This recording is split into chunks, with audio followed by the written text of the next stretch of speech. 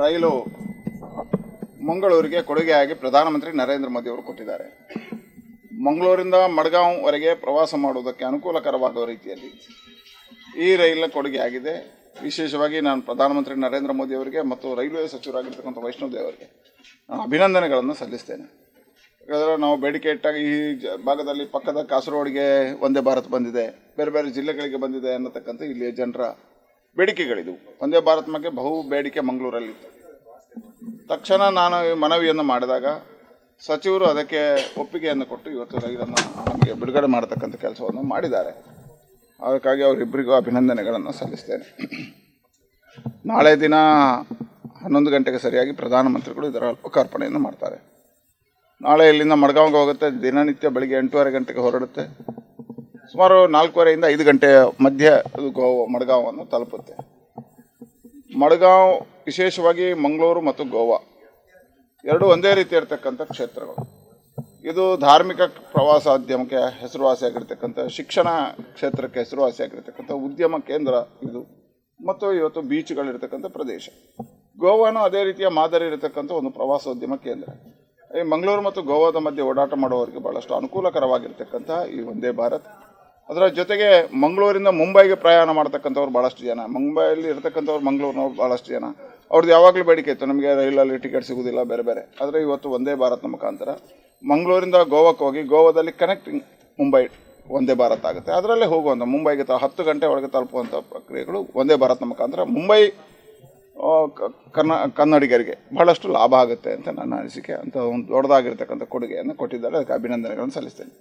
ವಿಶೇಷವಾಗಿ ಈ ಒಂದು ವಾರದಲ್ಲಿ ಪ್ರಧಾನಮಂತ್ರಿಗಳು ನಮ್ಮ ಜಿಲ್ಲೆಗೆ ರಾಷ್ಟ್ರೀಯ ಹೆದ್ದಾರಿಗಳ ಬಲವರ್ಧನೆಗೆ ಸುಮಾರು 950 ಕೋಟಿ ರೂಪಾಯಿಗಳನ್ನು ಕೊಟ್ಟಿದ್ದಾರೆ. ದೇಶದಲ್ಲಿ 3 ರಸ್ತೆಗಳನ್ನು ಈ ಬಾರಿ ತಗೊಂಡಿದ್ದಾರೆ. ಅದರಲ್ಲಿ ಚಾರ್ಮಾಡಿ, ಪೆರಿಯ ಶಾಂತಿ ರಸ್ತೆಗಳ ಅಭಿವೃದ್ಧಿಗೋಸ್ಕರ ಈಗಾಗಲೇ 950 ಕೋಟಿ ರೂಪಾಯಿಗಳ ಬಿಡುಗಡೆ ಮಾಡಿದ್ದಾರೆ. ಅದಕ್ಕೆ ಅಭಿನಂದನೆಗಳನ್ನು ಸಲ್ಲಿಸ್ತೇನೆ. ಅದೇ ರೀತಿಯಲ್ಲಿ ಪ್ರಧಾನಮಂತ್ರಿಗಳು ಇನ್ನೊಂದು ಹೊಸ ಆಶಯ ಯಾವುದು ಹೇಳಿದ್ರೆ PM ಶ್ರೀ ಅಂತೇಳಿ ಶಾಲೆಗಳನ್ನು ಅಭಿವೃದ್ಧಿಪಡಿಸ್ತಕ್ಕಂಥದ್ದು. ಹಿಂದೆ ನಮ್ಮೆಲ್ಲ ಶಾಸಕರುಗಳಲ್ಲಿ ಕೇಂದ್ರ ಸರ್ಕಾರದ ಮುಖಾಂತರ ಒಂದು ಮನವಿಯನ್ನು ಮಾಡಿದರು, ನಿಮ್ಮ ಕ್ಷೇತ್ರಗಳಲ್ಲಿರ್ತಕ್ಕಂಥ 5 ಶಾಲೆಗಳ ಪಟ್ಟಿಯನ್ನು ಕೊಡಿ. ಇವತ್ತು ಎಲ್ಲ ಶಾಸಕರುಗಳು 5 ಶಾಲೆಯ ಪಟ್ಟಿಗಳನ್ನು ಕೊಟ್ಟ ಪ್ರಕಾರ ಅದರಲ್ಲಿ ಮಾನದಂಡಗಳನ್ನು ಇಟ್ಕೊಂಡು ಈಗ ನಮ್ಮ ಜಿಲ್ಲೆಗೆ 8 ಶಾಲೆಗಳನ್ನು ದತ್ತು ತಗೊಂಡಿದ್ದಾರೆ. PM ಶ್ರೀ ಮುಖಾಂತರ ದತ್ತು ತಗೊಂಡಿದ್ದಾರೆ. ಈಗಾಗಲೇ 25,000 ಕೋಟಿ ರೂಪಾಯಿಗಳನ್ನು ಬಜೆಟ್ನಲ್ಲಿ ಇಟ್ಟಿದ್ದಾರೆ. ನಮ್ಮ ದೇಶದಲ್ಲಿ ಸುಮಾರು ಈಗ 6,000 ಶಾಲೆಗಳನ್ನು ದತ್ತು ಸ್ವೀಕಾರ ಮಾಡಿದ್ದಾರೆ. ನಮ್ಮ ರಾಜ್ಯದಲ್ಲಿ ಸುಮಾರು 326 ಶಾಲೆಗಳನ್ನು ದತ್ತು ತಗೊಂಡಿದ್ದಾರೆ. ಅದರಲ್ಲಿ ದಕ್ಷಿಣ ಕನ್ನಡ ಜಿಲ್ಲೆ ಒಂದೇ 8 ಶಾಲೆಗಳನ್ನು ತೊಗೊಂಡಿದೆ, ಇನ್ನೊಂದು 8 ಶಾಲೆಗಳನ್ನು ತಗೋತಾರೆ. ಹೇಳಿದ್ರೆ ಒಂದು ವಿಧಾನಸಭಾ ಕ್ಷೇತ್ರಕ್ಕೆ 2 ಶಾಲೆಗಳು ಬರ್ತದೆ. PM ಶ್ರೀಯ ಮುಖಾಂತರ 5 ವರ್ಷಗಳ ಕಾಲ ಅದೊಂದು ದತ್ತು ಸ್ವೀಕಾರ ಸರ್ಕಾರ ಮಾಡುತ್ತೆ, ಕೇಂದ್ರ ಸರ್ಕಾರ ಮಾಡುತ್ತೆ. ಸರ್ಕಾರಿ ಶಾಲೆ ಆಗಬೇಕು, ಅಲ್ಲಿ ಗುಣಮಟ್ಟದ ಶಿಕ್ಷಣ ಕೊಡಬೇಕು. ಏನು ಹೊಸ ರಾಷ್ಟ್ರೀಯ ಶಿಕ್ಷಣ ನೀತಿ ಇದೆ, ಅದಕ್ಕೆ ಪೂರಕವಾಗಿರಬೇಕು. 2.5 ವರ್ಷದ ಮಕ್ಕಳೇ UKGಗೆ ಬರಬೇಕು. ಅದರ ಮುಖಾಂತರ ಅವರಲ್ಲಿರ್ತಕ್ಕಂಥ ಪ್ರತಿಭೆಗಳನ್ನು ನಡೆಸಿ ಅವರಿಗೆ ಕರಾಟೆ ಕ್ಲಾಸ್ಗಳು, ಯೋಗ ಕ್ಲಾಸ್ಗಳು, ಮತ್ತು ವಿಜ್ಞಾನದ ವೃತ್ತ, ಗಣಿತ ವೃತ್ತ ಅನ್ನತಕ್ಕಂಥ ಎಲ್ಲ ಬೇರೆ ಬೇರೆ ರೀತಿಯ ಪೂರ್ಣವಾಗಿರ್ತಕ್ಕಂಥ ಒಬ್ಬ ವ್ಯಕ್ತಿ ನಿರ್ಮಾಣಕ್ಕೆ ಬೇಕಾಗಿರ್ತಕ್ಕಂಥ ಶಿಕ್ಷಣವನ್ನು ಕೊಡ್ತಕ್ಕಂಥ ಕೆಲಸ PM ಶ್ರೀಯಲ್ಲಿ ಆಗಿದೆ. ಹಾಗಾಗಿ PM ಶ್ರೀ 8 ಶಾಲೆಗಳ ಕೊಡುಗೆಯಾಗಿದೆ. ಸುಮಾರು 950 ಕೋಟಿ ರೂಪಾಯಿ ರಾಷ್ಟ್ರೀಯ ಹೆದ್ದಾರಿಗಾಗಿದೆ. ನಮ್ಮ ಬಹಳ ಬೇಡಿಕೆ ಆಗಿರ್ತಕ್ಕಂಥ ವಂದೇ ಭಾರತನ ಬಿಡುಗಡೆ ಆಗಿದೆ. ಇದಕ್ಕೆಲ್ಲದಕ್ಕೂ ನಮ್ಮ ಪ್ರಧಾನಮಂತ್ರಿಗಳಿಗೆ ಅಭಿನಂದನೆ ಸಲ್ಲಿಸ್ತೇನೆ. ದೊಡ್ಡದಾಗಿರ್ತಕ್ಕಂಥ ಕಾರ್ಯ ನಮ್ಮ ಜಿಲ್ಲೆಗೆ ಆಗಿದೆ.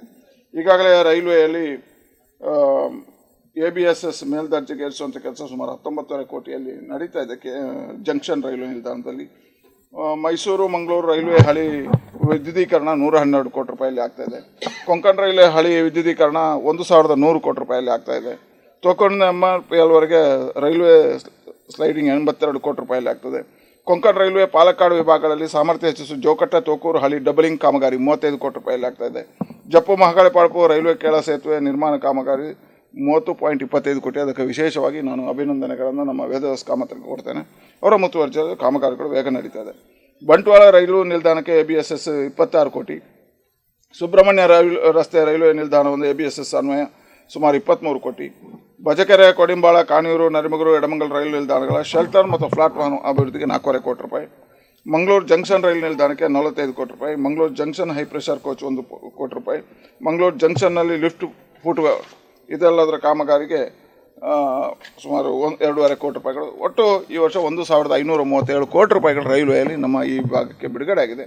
ಎಲ್ಲ ಕಾರಣಕ್ಕೆ ನಾನು ಅಭಿನಂದನೆಗಳನ್ನು ಸಲ್ಲಿಸ್ತೇನೆ. ಇವತ್ತು ಮತ್ತೊಂದು ಹೊಸ ಯೋಜನೆ, ಮಂಗಳೂರಿನ ರೈಲ್ವೆ ನಿಲ್ದಾಣವನ್ನು ಅಂತಾರಾಷ್ಟ್ರೀಯ ರೈಲ್ವೆ ನಿಲ್ದಾಣವಾಗಿ ಪರಿವರ್ತನೆ ಮಾಡಬೇಕು ಅಂತ ಹೇಳ್ತಕ್ಕಂಥ ಬೇಡಿಕೆ ಇತ್ತು.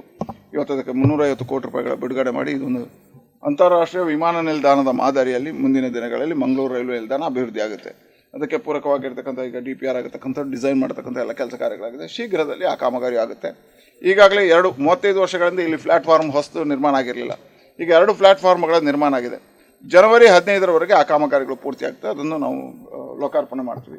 35 ವರ್ಷಗಳ ನಂತರ ಮೊದಲ ಬಾರಿಗೆ ಇದು ಆಗಿದೆ ಅಂತ ಹೇಳುವಂಥದ್ದು ಒಂದು ಹೆಮ್ಮೆ. ಇದೆಲ್ಲ ಕಾರಣ ಏನು ಕೇಳಿದ್ರೆ 2014ರ ನಂತರ ನರೇಂದ್ರ ಮೋದಿ ಅವರ ಅಭಿವೃದ್ಧಿ ಪೂರಿತವಾಗಿರ್ತಕ್ಕಂಥ ಭಾರತ, ಪ್ರತಿಯೊಂದು ಕ್ಷೇತ್ರವು ಅಭಿವೃದ್ಧಿ ಆಗಬೇಕು ಅನ್ನತಕ್ಕಂಥ ಅವರ ಕಾಳಜಿ.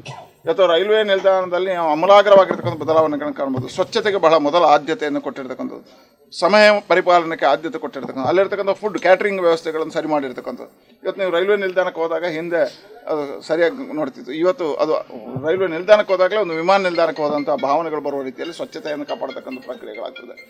ಹಾಗಾಗಲಿದೆ ಇವತ್ತು ನರೇಂದ್ರ ಮೋದಿ ಅವರ ನಂತರ ರೈಲ್ವೆ ಇದರಲ್ಲಿ ಪರಿವರ್ತನೆ ಮಾಡತಕ್ಕಂಥ ಕೆಲಸ, ಅದರ ಜೊತೆಯಲ್ಲಿ ಸ್ವದೇಶಿ ಭಾರತದ ಪರಿಕಲ್ಪನೆ ಅಡಿಯಲ್ಲಿ ಒಂದೇ ಭಾರತ ನಿರ್ಮಾಣದ ಮುಖಾಂತರ ಒಂದು ಹೊಸ ಪ್ರಯೋಗ ಆಗಿದೆ. ನನಗೆ ಅನಿಸ್ತದೆ ಜಗತ್ತೇ ಇವತ್ತು ಒಂದೇ ಭಾರತ ನೋಡ್ತಕ್ಕಂಥ ಪ್ರಕ್ರಿಯೆಗಳು ಆಗಿದ್ದಾವೆ. ಆ ರೀತಿಯ ಬೇಡಿಕೆಗಳು ಇದ್ದಾವೆ. ಅದಕ್ಕೆ ನಾನು ಅಭಿನಂದನೆಗಳನ್ನು ನರೇಂದ್ರ ಮೋದಿ ಅವರಿಗೆ.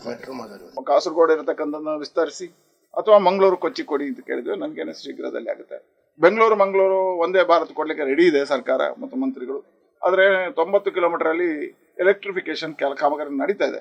ಮಾರ್ಚಲ್ಲಿ ಬಿಟ್ಟು ಕೊಡ್ತೇವೆ ಹೇಳಿದ್ದಾರೆ ಎಲೆಕ್ಟ್ರಿಫಿಕೇಶನ್ ಕಾಮಗಾರಿನ. ಅದು ಬಿಟ್ಟು ಕೊಟ್ಟ ಮರುದಿವಸವೇ ನಮಗೆ ಒಂದೇ ಭಾರತ್ ಬೆಂಗಳೂರು.